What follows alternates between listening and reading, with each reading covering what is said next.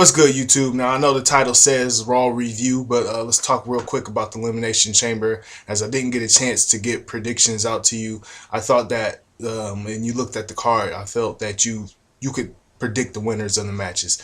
So it wasn't really necessary to have a predictions, I don't think, because everything that happened, I think, wasn't really shocking. So in the first match of the Elimination Chamber, we had the Raw Elimination Chamber match, and when we saw CM Punk come out on top. Now that's not really shocking. Like I said, I felt that either CM Punk or Chris Jericho was going to win the match, and I think they want to go with CM Punk obviously going into WrestleMania as the champion.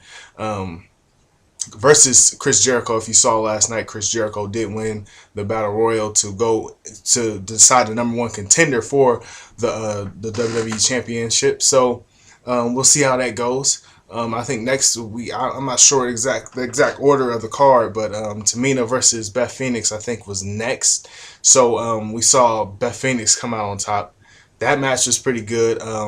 It's good as far as Diva standards. You really haven't seen a match quite that well on a pay-per-view from the Divas. So Beth Phoenix comes out on top again, dominant, and we're all waiting for the Beth Phoenix versus you know who. I'm not gonna say it. I don't want to jinx it, but you know who. We're gonna wait for that, and we'll see what happens in the weeks to come.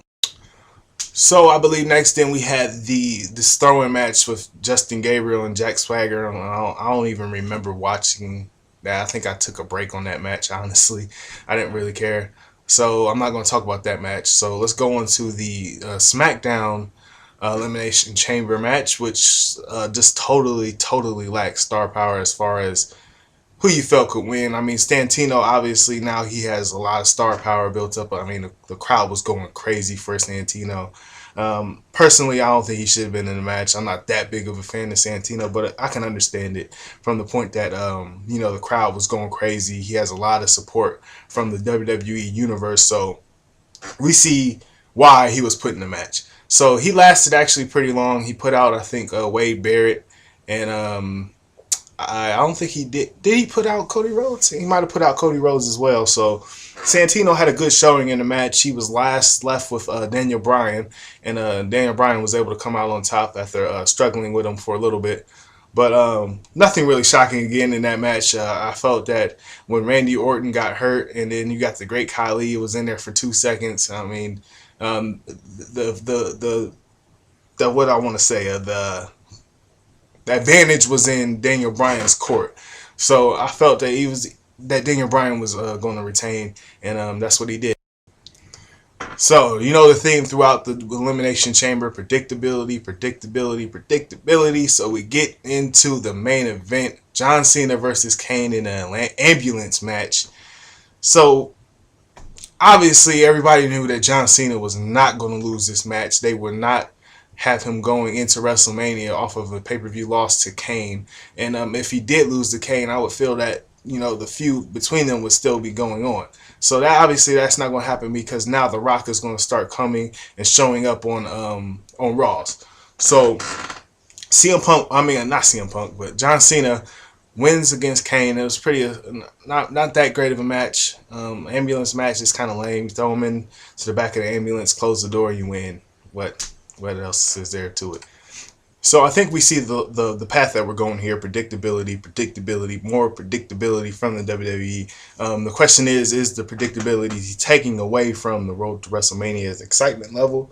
And I don't think so. I think that when you look at wrestling, I think you have a certain degree of predictability always, that's always constant. So you can always, if you watch it closely and you watch it enough, you'll know what's going to happen most of the time.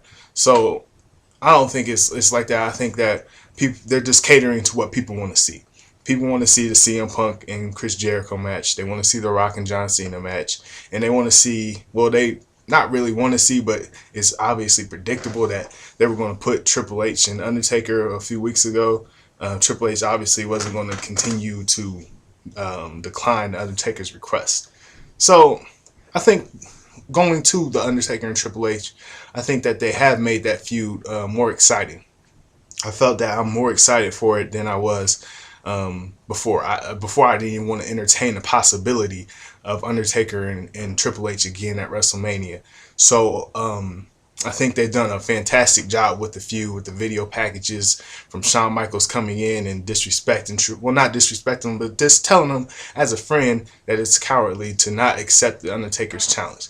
So the Undertaker comes on, and it takes a little egging on from the Undertaker for Triple H to finally accept his challenge.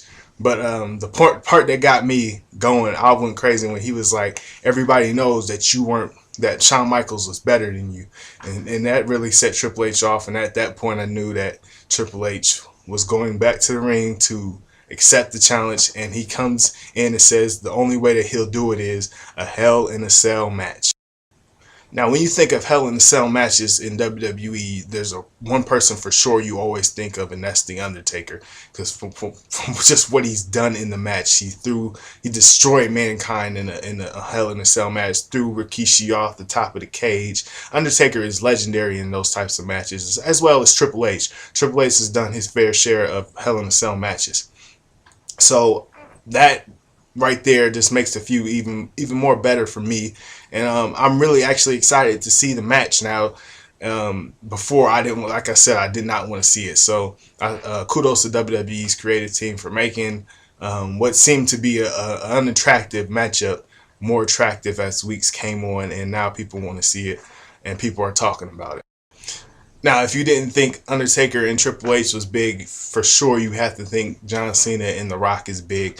People can't wait for that. And let's talk about John Cena on Monday Night Raw last night. We saw John Cena in rare form last night. Him going off on Eve Torres and just going on that nice promo against The Rock.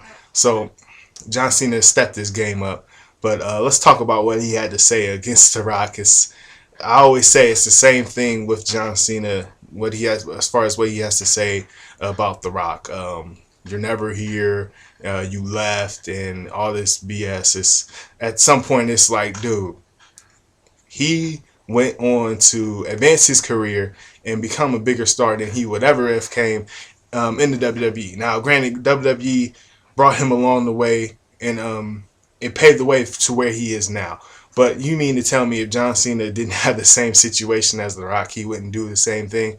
I don't know. Maybe he wouldn't. Maybe that's him. But you really can't knock The Rock for doing what he did. So can John Cena come up with a different attack on The Rock? Honestly, I don't know. And I do know. I think he can. And I just think it's lazy for him to continue to attack the same issue with The Rock when he's came back. Nobody expected him to come back as a full-time wrestler because that's not him no more. He doesn't want to do that. So he's retired. He had been retired for 7 years. He came back, and it's just like any other wrestlers coming back after they've been retired. So I don't get it. People say the promo was great. I say it was okay. It didn't really blow me away because he said the same things that he's always said about The Rock, and it's kind of lame. Did he say it with more authority? Yes, but let's not overplay emotion here. The words were the same, so the reaction is the same for me. All right, so all in all, I think going into WrestleMania, we have a lot to be excited for. Just the 3 or 4 matches that they have on the card right now. The Daniel Bryan and Sheamus. You got Cena and Chris Jericho, The Rock and John Cena and Triple H and The Undertaker. And that's not even it. We have so much more. We still have 40 days left until WrestleMania. So the road to WrestleMania is going to be very, very exciting.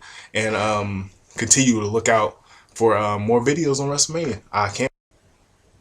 Remember to subscribe, like the video, comment, hit your boy up, follow me on Twitter, and have a nice day.